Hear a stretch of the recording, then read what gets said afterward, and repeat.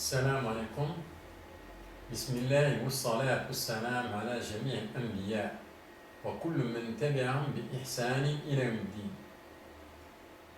On continue avec l'interprétation du verset 28 Al-Baqarah qui dit أعوذ بالله من الشيطان الرجيم بسم الله الرحمن الرحيم كيف تكفرون بالله وكنتم أمواتا فأحياكم ثم يميتكم ثم يحييكم ثم إليه ترجعون.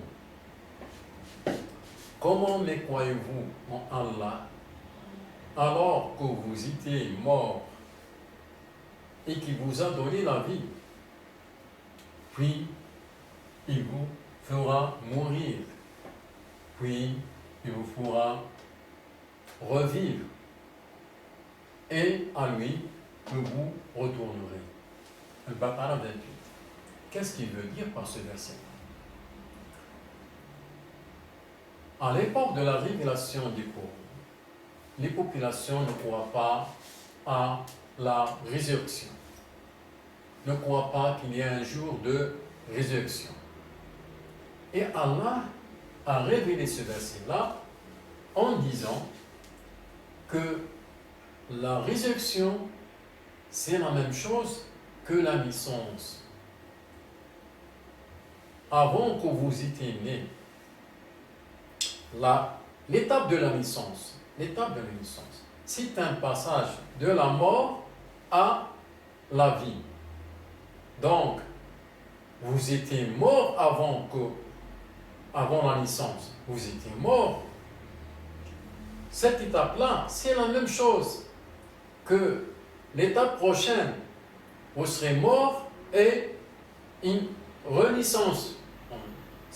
C'est la résurrection. Veut dire que l'étape prochaine, c'est la même chose que l'étape passée, que vous avez passé par une étape pareille.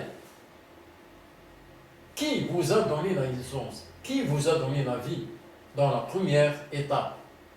Indirectement. Qui vous a donné la vie? Tout le monde le connaît. Comment on a eu cette vie-là? Et la même question sera posée dans la prochaine. Celui qui nous a donné la première vie, c'est lui qui nous a donné, nous donnera la deuxième vie.